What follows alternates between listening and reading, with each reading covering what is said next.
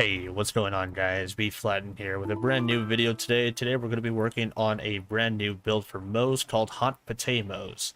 Let's go over the skills, let's go into the gear, and then we'll go ahead and show the build in action. So it's going to be primarily a blue and mid-green, mid-red, little purple. It's kind of a weird build. You'll see what I mean in just a second. Fire in the Stag's Den, maxed out 5 out of 5. Whenever Moze deals splash damage, she deals bonus fire damage, and of course this skill is Mayhem scaled. It is very, very overpowered, and it is going to be in conjunction with a lot of different skills for this build. Means of Destruction, this is going to be one of our main skills. Whenever Moze deals splash damage, we have an ammo chance and a grenade chance. The grenade chance is going to be the most important part of this build. For cross promotion, all splash damage dealt by Moze has a chance to double in size, and Iron Bear and you deal increased splash damage. Going to be joining with all our other splash damage skills. Pull the Holy Pin. Now this is going to be our other main skill for the build. Moze's grenades have a chance to score a critical hit, dealing greatly increased damage. Sources of critical hits do not affect grenade critical hits. The only portion of this that we need is just so that the critical hit chance can go ahead and proc our Minesweeper. And then we have Auto Bear, just so we can keep Cub around for a little bit longer. Vampire. Vampire is going to be with our Cloning Maddening Tracker. It's going to be able to proc on multiple skills, or multiple grenades that we throw out. And because it is a Merv that also doesn't get affected by the Hex Curse, Vampire is going to be healing us. It doesn't matter the damage, as long as we're hitting. That's all that it matters. Why can't I carry all these grenades? We get +2 grenade capacity. To the last, we can throw grenades and fight for our life. And finally, short fuse. Inside the purple tree, we don't really do a lot here. We just use big surplus.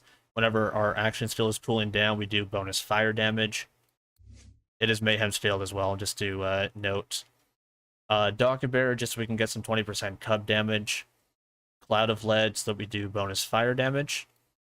Stoke the Embers for bonus fire damage on whatever source that we have. Redistribution, we have 1 point, and then 1 additional point with our Minesweeper.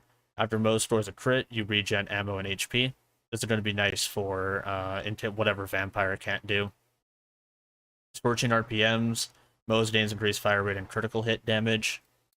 And Specialist Bear, just so that Cup can do some increased damage as well.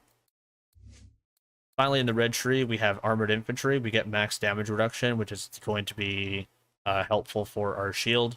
And also that whenever we're taking damage to our HP, we can have our HP regen skills keep us to the maximum point of health state, just so that we don't drop into fight for our life as often as we could be doing if we don't have that damage reduction. Security Bearer, this is just so that Cup can get a little bit of a shield. Thin Red Line, maxed out. This is going to put us down to 40% HP. That way we have URAD always active. Flat Off Ingenuity, this is just for our maximum shield to be increased a little bit further. Since we don't have Deathless, we need some form of shield capacity just so we don't die as often. We have Experimental Munitions. Whenever Moze or Iron Bear scores a critical hit, they do bonus fire damage. This is also Mayhem scaled. And then finally, Desperate Measures. Moze's gun damage and Iron Bear's weapon damage are increased depending on low our HP is. Since we're always going to be forced at 40% HP with Thin Red Line, this is always going to be active at the 40% marker, or if we ever land below. We have Armature for our Cub with the railguns, just so that it can hit really, really hard. It also uses a lot of fuel, so our Cub will be dying more often, so that we can get things like Big Surplus to proc more often as well, and stay as active as possible. Into our skills, we use Flipper, Plague Bearer, and Hellwalker with URAD. Now these are going to be splash damage, and they also have multiple pellets. That way we can have multiple chances of hitting crits. Multiple crits is going to be multiple chances to regen grenades, just in case we need them. But primarily we're going to be holding on to the Guardian Angel into our hands. The times 12 doesn't matter at all. The only purpose for it is just hanging onto it in our hand, and also the URAD. So Guardian Angel, when we're at a 23.8 meter distance, we do 500% bonus damage no matter what we're doing. Yes, it applies to Cub. Yes, it applies to grenades. Yes, it applies to pretty much anything. It is the ultimate source of damage and utility just by hanging on to it. URAD will also proc as well because we're also in 40% of our HP because of Thin Red Line. This thing is crazy. Now we're also using the Revolter Shield with Action Still Start. Whenever we activate our Cub, we're going to be getting Shock and Rage for 15 seconds for 200% bonus shock damage, along with all of our fire skills as well. The Cloning Maddening Tracker with Grenade Throw. Now, this is Grenade V2 damage. There's been multiple debates about this as of recent, but it is Grenade V2 damage only. Grenade damage on Grenade Throw is increased by 25% for 6 seconds. Since we're going to be spamming this up multiple times over, this is going to be active pretty much anytime we need it to. There's also going to be other grenades in here as well to play with. Some Merv nukes, some Merv mini Mervs, with different anointments as well to play with. These are going to be mostly bossers, and your mobber is going to be the Cloning Maddening Tracker. Then we have the Minesweeper. This thing is insane. I don't know why I didn't use this earlier. It gets splash damage, grenade capacity, and grenade damage on these passives. It is a 4-1 split. Landing a critical hit has a 25% chance to drop a micro grenade that explodes after a short time. Now, because we're hitting multiple times over with the Cloning Maddening Tracker, and all of them have an opportunity to hit a crit, all of those will have a chance to get that 25% drop, which also will get boosted by our Guardian Angel, URAD, anything that you can think of, it will do it. If you like damage cap, this is going to do it for you. Grenadier Toboggan, I only use this for the grenade damage and area of effect damage, kind of. The grenade damage is just going to be the most important part for it. The point and potential of the build is just throwing grenades as much as possible and regenning them even faster. Let's go ahead and throw this build into action, shall we? So we activate our Cub here. We're revoltered. We'll throw a nade, and everything dies. There you go, that's the build. You'll be able to regen grenades every single time you hit a crit and have a chance to. You'll have a 30% chance to score a crit, which will activate your Minesweeper. This build can do it all. It can do mobbing, it can do bossing, it has potential for speed runs. We've gone through, live on stream, we've gone through probably almost 30 bosses, just trying to see how fast we can kill it. And I believe the maximum time that we've hit was like 1 minute or something like that, which is absolutely crazy. Some of the invincible bosses are higher HP valued bosses. I've been going under in 10 seconds. It's nuts. One more thing that I did fail to mention, that is very important for this build, I am playing on Mayhem 10. The reason why I'm playing on Mayhem 10 is because of the modifier More Than OK Boomer. Now, grenade damage is increased by 25%, and additionally, enemies drop ammo for grenade when they die. Now, the opportunity for them to drop a grenade is very, very high. They do have a chance to drop a live grenade. However, the damage from the live grenade is so minuscule, you won't even notice it. It's not Mayhem scaled, it's not elemental, it doesn't apply a dot, it doesn't do anything. It's going to be so minuscule, you won't even notice it. So, this has no negatives on this build whatsoever, and only positives. The regen of the nades is absolutely nuts for it, and you get more grenade damage out of it, so why not?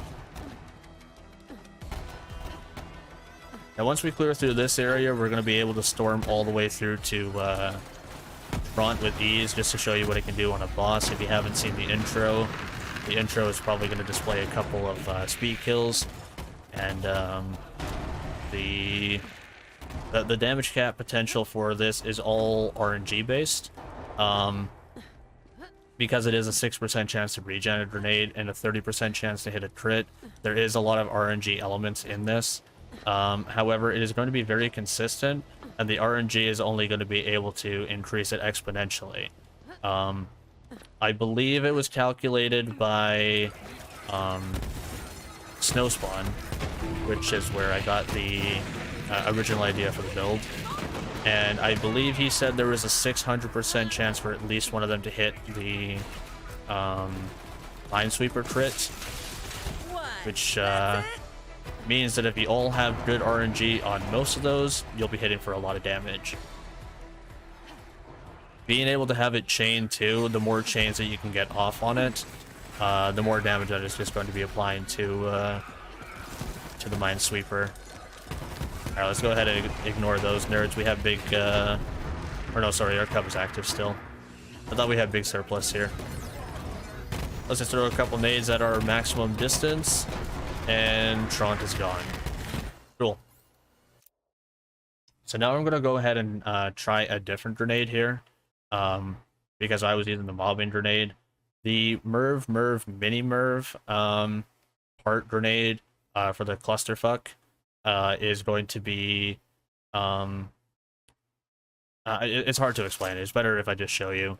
Basically what it does is that it's going to split. It spawns 6 Mervs, and all Mervs spawn 3 more grenades.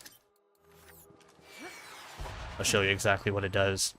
So I'm not going to use Big Surplus or Revolter here, just so that the Cub doesn't influence any damage. And we're just going to toss a couple of these out and see what happens. And there goes Tron. Yeah, so it's going to jump once, and then it's going to jump again, because it spawns all the nades, and then Mervs are going to spawn even more grenades after that. You're basically just going to nuke an entire field in a very short time. It's more of a bosser, though, because you want your boss to stand still so that all that damage can have... it all centers in on the boss. And it's not so much a mobber because it doesn't home in on enemies. The homing in on enemies is why that makes the Cloning Matting Tracker superior as a bosser. Or a mobber, sorry.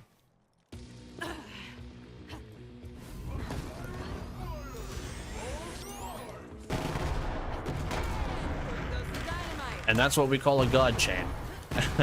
A lot of those grenades had a higher opportunity to chain there, and because of that, what happens is that there's multiple Minesweepers that are going to be dropping at the same time, and my RNG there was good, so bosses kind of just get depleted very, very quickly.